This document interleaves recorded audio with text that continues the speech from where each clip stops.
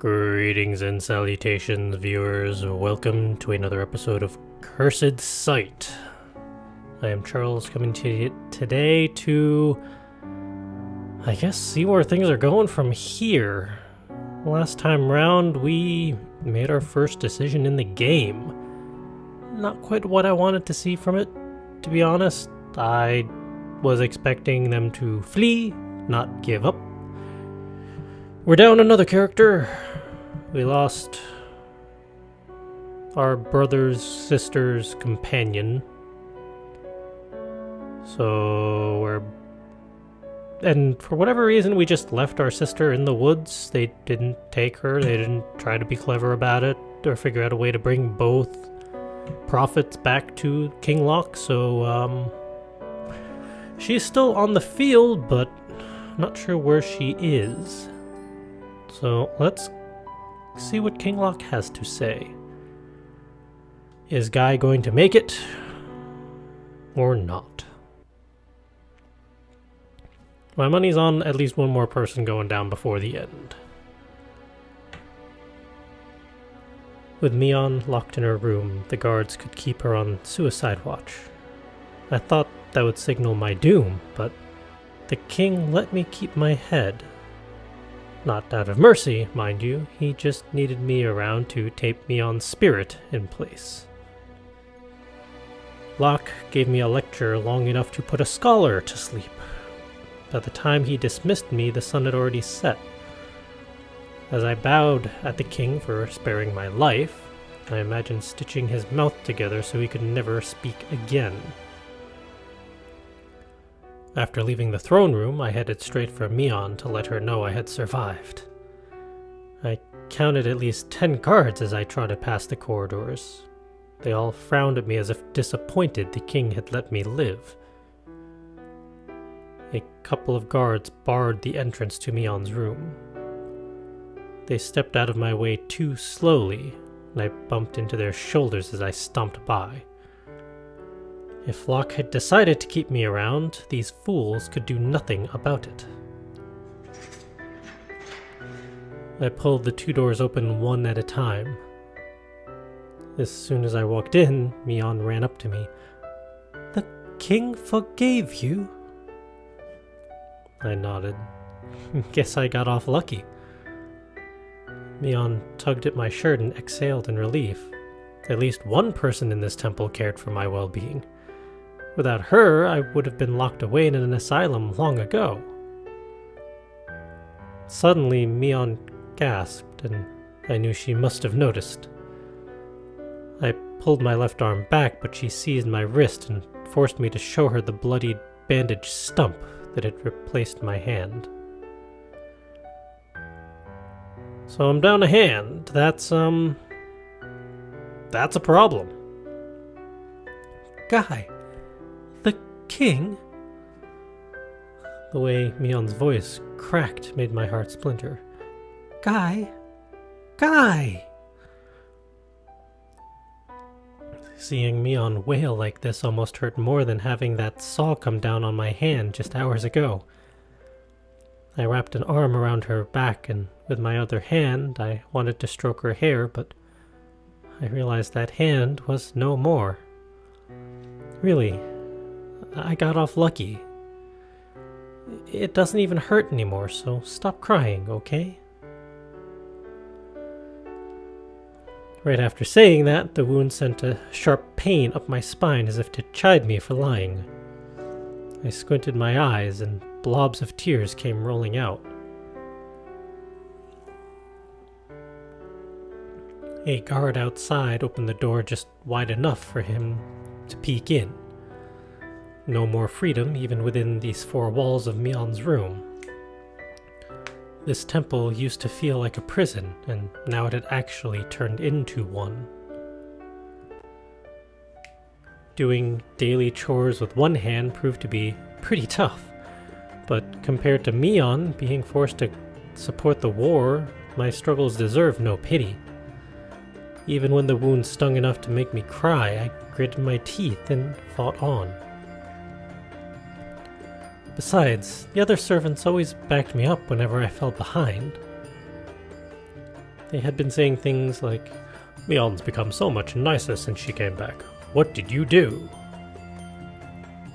I let her get a friend and then dumped that friend in the forest while her friend's friend died. And I lost my hand. That'll change anyone's personality, at least to some degree. Some of the other servants instead grumbled whenever I walked by. They probably faulted me for taking Mion away in the first place. Maybe I should be fair and guide them into the forest and send their sorry behinds into a pack of wolves. As the sun descended, I went to pay Mion a visit. Like always, she came up to me the second I opened the doors. "How are you feeling today?" Mion asked. I could almost see her frowning through that veil. Before I could answer, she pressed me down onto my knees and started to massage my shoulders. The massage felt more like a tickle, but the fact that these were Mion's hands eased away my strain. I knew she did all of this out of guilt, yet I never managed to talk her out of it. These days I no longer even tried because, well, I did kind of enjoy having a girl pat me to sleep during my afternoon naps. Mion had opened up so much that I worried the other servants or even guards might become interested in her. I would fight them all in a cage at the same time if they dared touch her. Well, maybe after I attached a chainsaw to my left arm. I get the reference. I'd be up for seeing that, although preferably no deadites. Any weapon would certainly look more presentable than this stump I had. When that saw came down on my hand, it had chopped off a chunk of my courage as well. Otherwise, I swore to Sasa's spirit that I would have confessed my feelings to Mion. Transition! How long will pass this time? Only an evening. Okay. Another evening of chores came to an end. I headed into Mion's room, hoping to receive a massage before calling it a night, but her room was empty. Well, save for a tiny spider on the ceiling that made me flee to the corridor, where I bumped into a patrolling guard.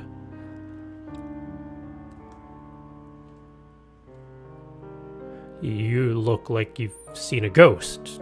Nice try, kiddo.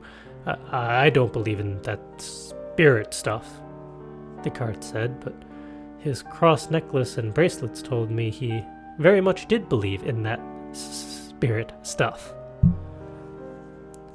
"Mion's not in her room," I said. "Is she on toilet break or something?" The guard shook his head. "I never saw her leave the room." He pulled out his cross necklace, pointed it at the doors, and mumbled a chant under his breath. I frowned at the guard. "What, you think a ghost kidnapped her?" The guard ignored my question and continued to chant. Jeez, why pick the night shift if you were this paranoid? I strode off to search around the temple. Locke no longer allowed Mion to wander around, but she must have bribed the guards with cookies or something, I told myself. Why would she do that? As I searched room after room without result, my heart rate quickened along with my pace. The male toilets? No way. I tried the female ones next, but I heard screams as soon as I poked my head in. A bucket flew out and hit me on the head before I could retreat. Well, what do you expect? Maybe knock on the door first? I found plenty of beetles crawling around the temple at night, but not even a glimpse of Mion. Maybe she was hiding in a closet somewhere? About as likely as Locke handing out chocolate, but I should still do another search. Just as I was about to start, a guard came running toward me. "The king summoned us to the chamber. Be there at once." Okay. The guard ran off to spread the news, affording me no time to ask him what was up. By the time I arrived in Locke's room, most of the guards and servants from the temple had already gathered. Locke had never summoned us this late into the night before. Whatever the news was, he needed us to know right away. The audience usually liked to whisper their speculations, but tonight nobody dared to speak a word. Locke cleared his throat, even though he already had all of our attention. A letter has arrived from Westaria. Our treasure has been stolen. Huh. The audience broke into concerned mutters. Locke lifted his hand and the crowd settled once more. Guy, step forward, Locke said, and everyone turned to me. Well, those who knew me by name, anyway. My heart was already beating fast enough without their stares. I wormed my way through the crowd and presented myself to the king. Are you responsible for this? Locke asked. I shook my head so hard I thought my neck might snap. Locke leaned forward and gazed straight at me. Even through the curtain, I could feel his eyes peering through my soul in an attempt to unveil any lies. Locke leaned back against his chair. Westaria summoned you to meet their queen. Alone. The audience began to chatter again. I could tell they suspected I had played a role in Mion's kidnapping. The first one, yes. This time, truth to the goddess, I had no idea. Money's on Zolu went back to Westaria, convinced the queen that this was the best course of action, and somehow found a way to smuggle her out. Locke pounded a fist against his armrest. Which one of you was on duty to protect our treasure? Oh dear. The soldiers traded looks to try and dump the blame on one another. They pushed out the guard I had been talking to before. That superstitious one with charms all over his body. The paranoid guard dropped onto his hands and knees before Locke. I swear, I never took my eyes off the doors. Please, have mercy. Excuse me. This is not going to end well. Locke ignored him and pointed at a couple of guards in the corner. You two, escort Guy to Westaria at once. The two guards bowed in acknowledgement and made their exit. Move it, Locke said, looking right at me. Take back our treasure or never show your face here again. You know, fair enough. If we are the treasure's keeper and the treasure is gone, what use does he have for me? Especially as I've already kind of defied him once already. Right, because I was totally going to miss this place. I might even send you some souvenirs from Westaria, Locke. With a nod, I followed my two escorts out of the temple. They could have at least asked if I needed to pee before we left. To be fair, even if I needed to visit the loo, I would have chosen to wet myself instead. Every second I wasted meant more time for those Westarians to amuse Mion. The rain pattered against the guard's armor plates. Meanwhile, the droplets soaked my shirt and pants, making me shiver. At least the rain seemed to be slowing down. If not, I might catch a cold by the time I reached Westaria.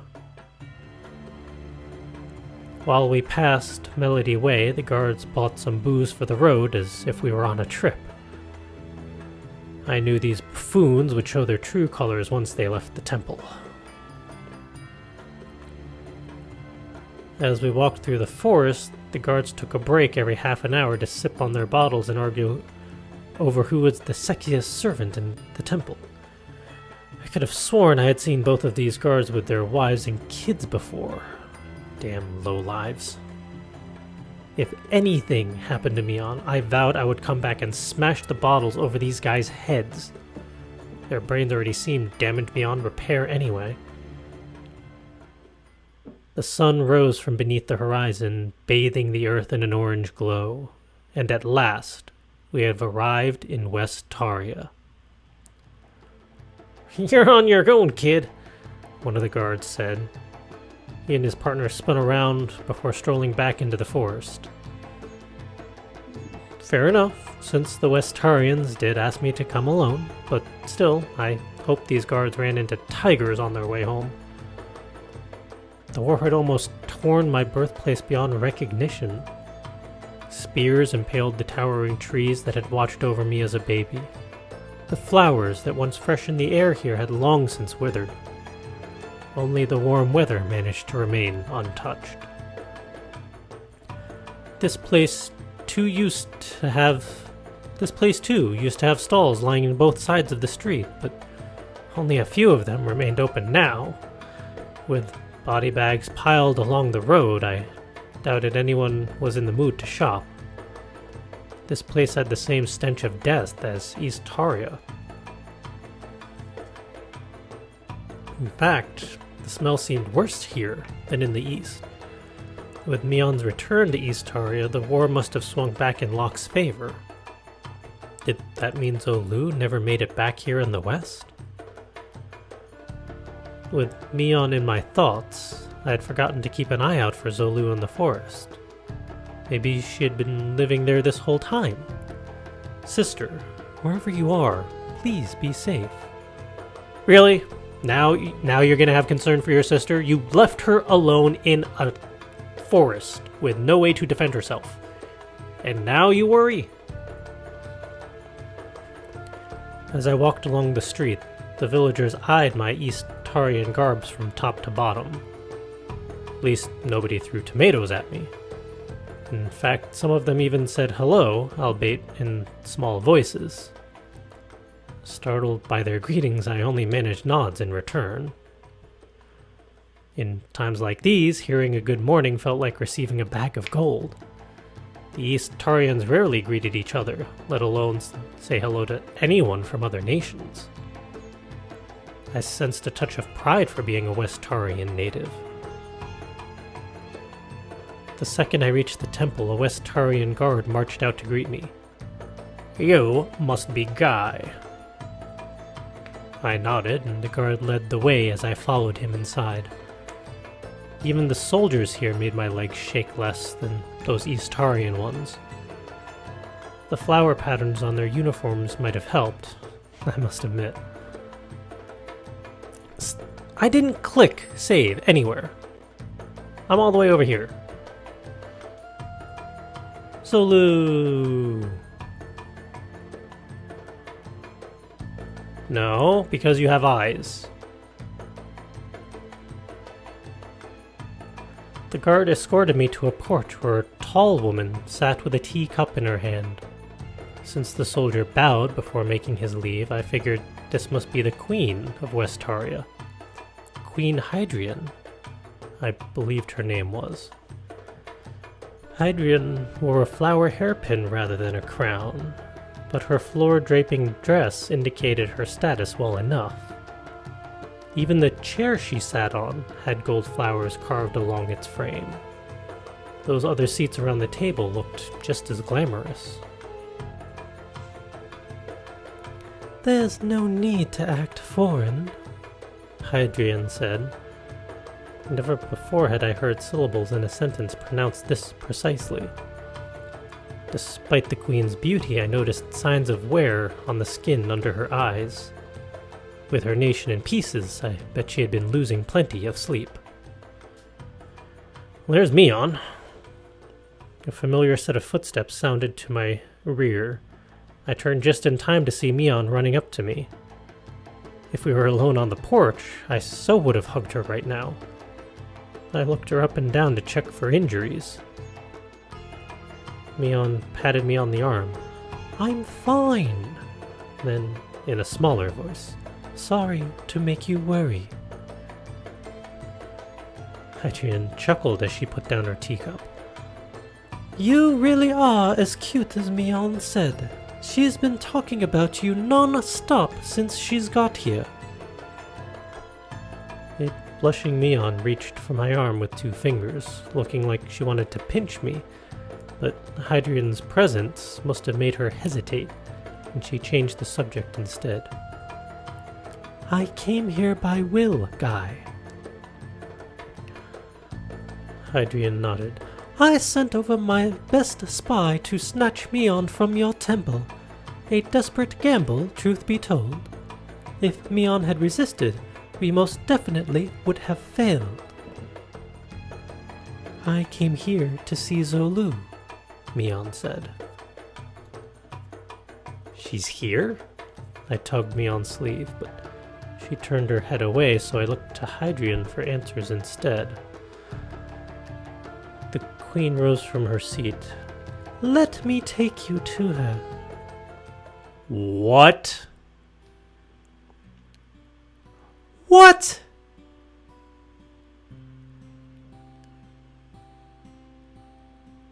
I call shenanigans. With Zolu, well, Zolu had indeed returned home, and with Neek, too. The fact that their graves rested side by side served as my only comfort.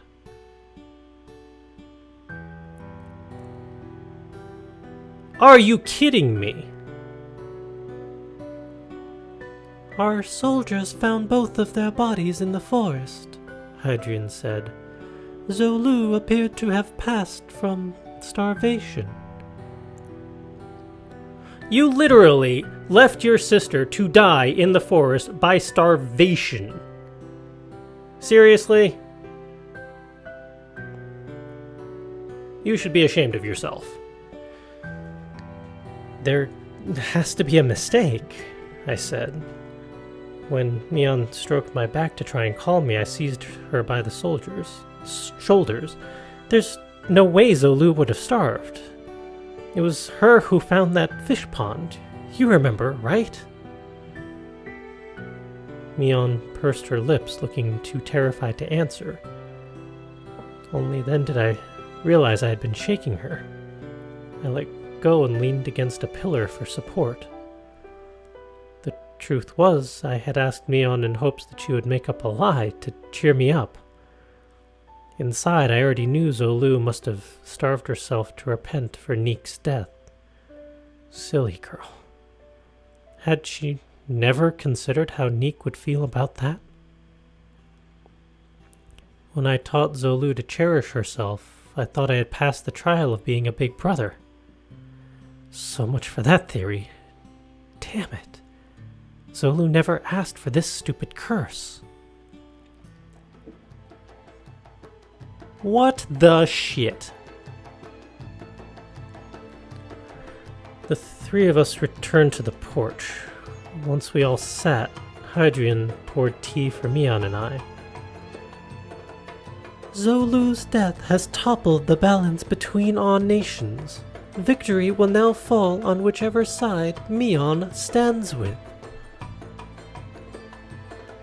And that's why you kidnapped her, I said, almost wanting to knock over the tea Hadrian had passed on to me. For all I knew, the drink might have been sprinkled with enough poison to kill a horse. Hadrian showed us her palms as if to say she had nothing to hide. West Taria has no interest in conquering the East. We only wish for the war to end. You and Mion are both welcome to remain here with us. Hadrian sipped on her drink. The tea all came from that same pot, so maybe there was no poison after all. If we faked Mion's death, King Locke would lose the will to battle, Hadrian said. Pardon my rudeness, but in a fair fight, he knows I'm the superior tactician. And what if I say no? I asked, expecting guards to march in and circle us with their spears. Hadrian appeared unfazed and continued to drink her tea. If you decline, I'll set both you and Mion free. We've already made the mistake of imprisoning Zolu. I'll never allow such a thing to happen again. Huh.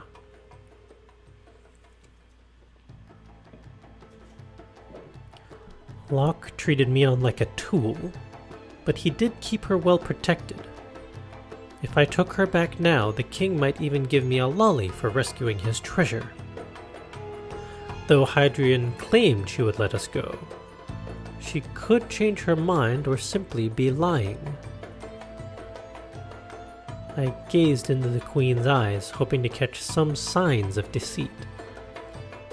Then again, if it was that easy, con artists would have gone extinct centuries ago. Mion turned towards me. Let me hear your thoughts, Guy. Oh dear. So, fake her death, and do our own thing.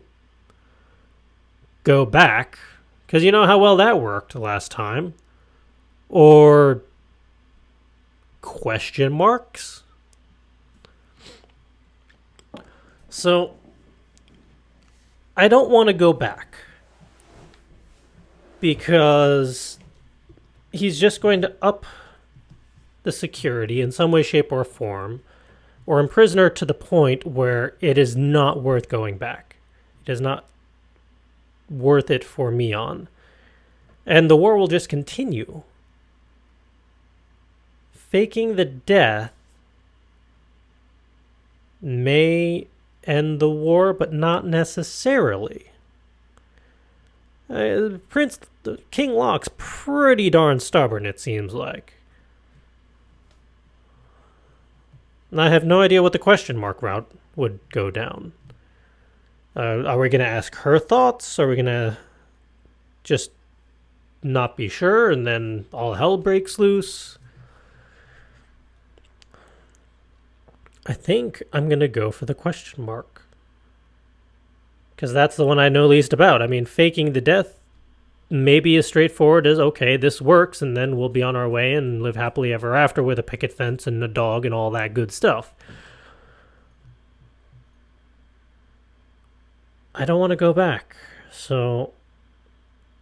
But I want a concrete resolution. What the hell? Let's do question marks. Apparently I can't do question marks, so in that case, let's go to fake death. Maybe I have to unlock that one.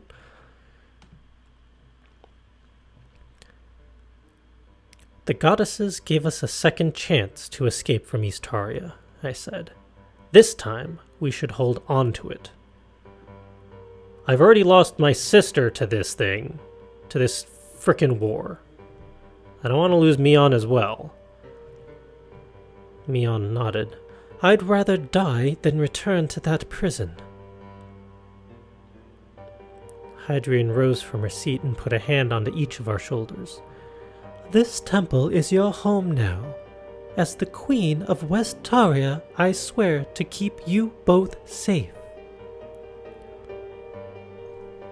During the first few nights in my Westarian bedroom, I hardly managed to get any sleep. I feared that once I dozed off, the Queen would send a guard over to drive a blade through my chest. Hopefully Mion heeded my advice and had been staying alert too. Under normal circumstances, resting on a pillow this soft would put me to sleep in no time. Now, however, I feared this pillow too might be part of the plot. Those potted plants lined against the wall exuded a natural aroma, but I refused to let them put my mind at ease. I kept the blinds open to watch for any assassins trying to sneak past. After a few evenings, fatigue chipped away my resolve, and I slumbered until Mion woke me up to complain about my snoring. Yes, we stayed in the same room. No, we slept on different beds. Stop jumping to conclusions. Another dawn came, and still Hadrian had showed no signs of betrayal. Mion and I stood on the porch and watched as the sun surged from behind the distant hills. I folded my arms over the railing and inhaled the morning air. The garden before me looked like a scene from a painting.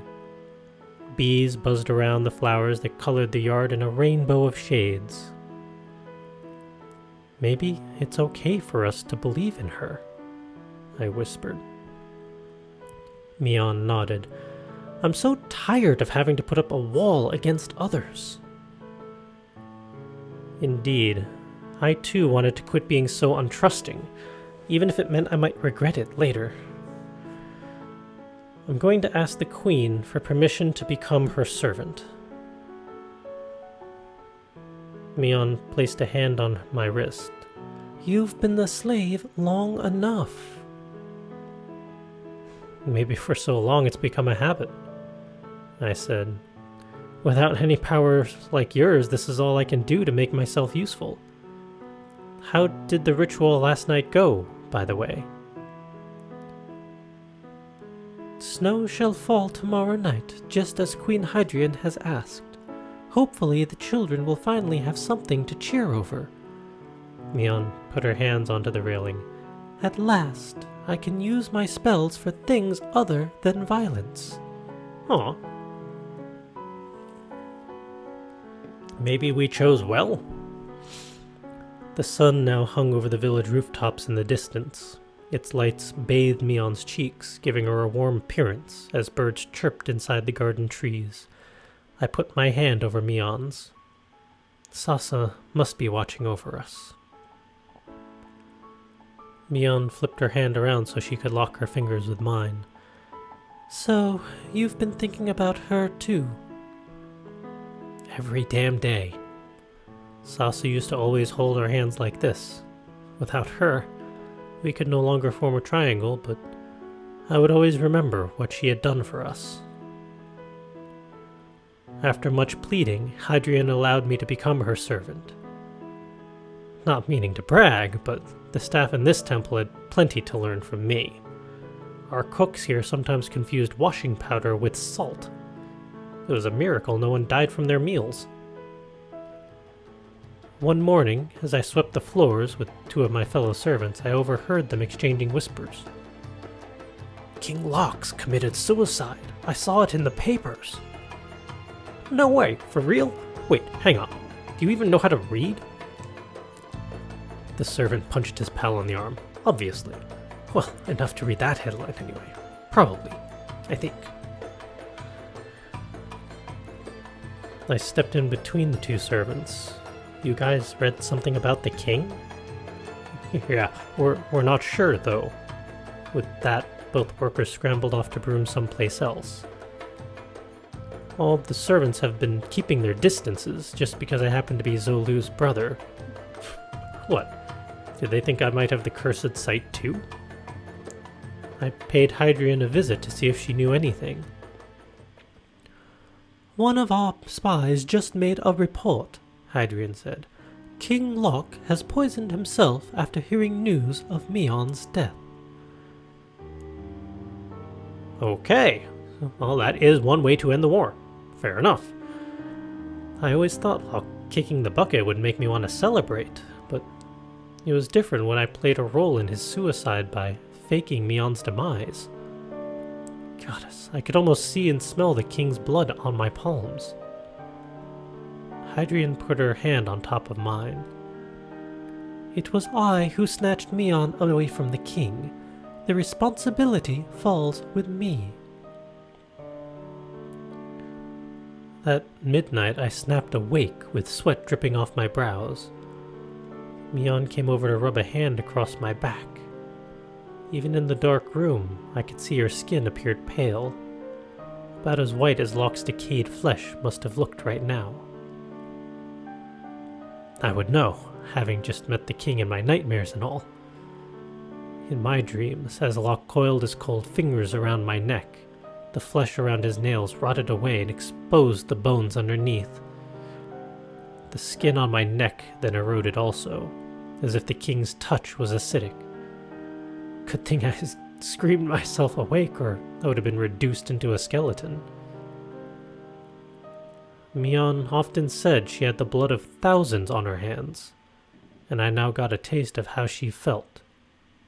Just a spoonful, which was more than enough. Perhaps I belonged in a dumpster for saying this, but if I could toss my blame onto Hadrian, maybe I would. Maybe these nightmares haunt me until I join the king inside a coffin. I buried my face in my hands, determined to never sleep again. Ending 2. Wait. Does that mean ending 2 is starting, or that we just hit the ending? Well then. That is not how I saw that story going. And frankly, I am pissed about how Neek and Zolu ended. I'm going to have to go back and see if running or continuing to hide, whatever the first choice was that we didn't choose, see how that plays out. And, try the go back one more time and see how that plays out, and then see what the hidden scene is, or choice is, because this is not satisfactory to me. I mean, okay, I can understand King Locke without either prophet does not have the advantage over Queen Hadrian, but to commit suicide? Have you truly failed that much that you can't find a way to work back into a proper leader? Apparently not. I think the most frustrating aspect of all of that was you left your sister in the woods. You just got reunited with her. I understand you might not have the connection with her that most brothers and sisters would, but it's confirmed she was your sister. And also a prophet. You just let her be? You didn't try to convince her to come with you? You didn't try to convince her to go home? You just let her be. And now she's dead. At least in this iteration. Anyway, that is Cursed Sight by Invert Mouse. I think that was a fun story. Some of the transitions were hard to gauge. Is it going to be an hour, a day, a month, a year, 10 years? It's weird to see how sometimes the plot just goes right along and sometimes it slows down to give you a little more insight into some of the characters and the logistics of what's going on, and then ramps back up again. I'm kind of intrigued as to how it could have been better paced somehow. I feel like the 10-year jump really caught me off guard earlier on. But this was fun, and I'm curious to see what the other endings are. We've made it to the end, or at least one of the ends, so of course, toss in some comments in the comment section below. What did you think of this series? Do you agree with some of the choices I made, or some of the choices I didn't make? Do you like how things ended off? Or are you kind of feeling unsatisfied? I want to see what the other options are, to see if there's a more satisfying ending. Preferably where at least Zolu lives, preferably Zolu and Neek. So all four can be happy together. I don't know if that's an option, we shall have to see. With that, I'm going to leave you all until next week, when we're going to start a new visual novel. Not sure which one quite yet, but I have a whole slew of them in my queue, so until then, go be creative. Go play some visual novels or video games. Go create some of your own, and then share them with others. Or us even. So we can all enjoy creativity together. And I will see you all next time.